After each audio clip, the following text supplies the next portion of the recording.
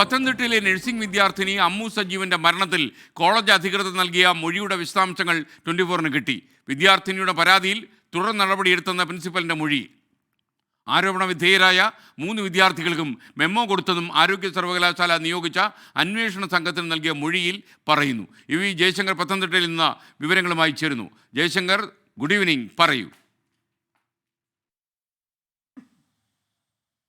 Good evening സ്കേൻ. ഇന്ന് ഉച്ചയ്ക്ക് ശേഷമാണ് ഇത്തരത്തിൽ അന്വേഷണ സമിതി കോളേജിലെത്തി കോളേജ് അധികൃതരുടെ മൊഴി രേഖപ്പെടുത്തിയത്. പ്രിൻസിപ്പാളിൻ്റെയും ഈ അമ്മു പഠിച്ച ക്ലാസ് ടീച്ചറുടെയും മൊഴിയാണ് ഇന്ന് രേഖപ്പെടുത്തിയത്. ഈ മൊഴികളിലാണ് പ്രിൻസിപ്പാൾ കോളേജ് ഈ അമ്മുവിൻ്റെ പിതാവ് നൽകിയ പരാതിയിൽ കൃത്യമായ നടപടികൾ സ്വീകരിച്ചു.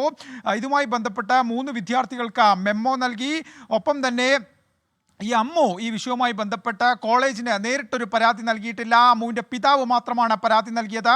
ആ പരാതിയിൽ എല്ലാവിധ നടപടികൾ സ്വീകരിച്ചു എന്നൊരു മൊഴി നിലവിൽ നൽകിയിരിക്കുന്നത്. കോളേജിൽ അമ്മുവിന് ആത്മഹത്യ ചെയ്യത്തക്ക ഒരു പ്രശ്നവും ഉണ്ടായിരുന്നില്ല. കോളേജിൽ ക്ലാസ് റൂമിലുണ്ടായ ചില പ്രശ്നങ്ങളെല്ലാം തന്നെ അവിടെ പരിഹരിച്ചുവെന്നും ഈ പ്രിൻസിപ്പാൾ നൽകിയ മൊഴിയിൽ എന്തായാലും വ്യക്തമാക്കുന്നുണ്ട്. ഈ വിഷയവുമായി ആരോപണ വിധേയരായ 3 വിദ്യാർത്ഥിനികളുടെ മൊഴി ഈ സംഘം വരും ദിവസങ്ങളിൽ രേഖപ്പെടുത്തും. ഇവർക്ക് മുൻകൂട്ടി നോട്ടീസ് നൽകിയായിരിക്കും ഈ മൊഴി രേഖപ്പെടുന്ന നടപടികളിലേക്ക് കിടക്കുക. ഈ വീട്ടുകാരുടെ മൊഴി ഉൾപ്പെടെ ഇന്ന് രേഖപ്പെടുത്തിയിരുന്നു. എന്തായാലും ഇതുമായി ബന്ധപ്പെട്ട് വീണ ജോർജ് നിർദ്ദേശം നൽകിയതിന് പിന്നാലെയാണ് ആരോഗ്യ സർവകലാശാല പ്രത്യേക അന്വേഷണ സമിതിയെ നിയോഗിച്ചത്. ആ അന്വേഷണ സമിതിയാണ് അടിയന്തരമായി കോളേജ് അധികൃതരുടെയും വീട്ടുകാരുടെയും മൊഴി രേഖപ്പെടുത്തിയിരിക്കുന്നത്. എന്തായാലും ഇതുമായി ബന്ധപ്പെട്ട റിപ്പോർട്ട് ഈ ആഴ്ച തന്നെ നൽകുമെന്നാണ് നിലവിൽ മനസ്സിലാക്കുന്നത്. ഈ പ്രിൻസിപ്പാൾ ഉൾപ്പെടെ നൽകിയ കാര്യങ്ങൾ തന്നെയാണ് മൊഴിയിൽ ആവർത്തിച്ചത്.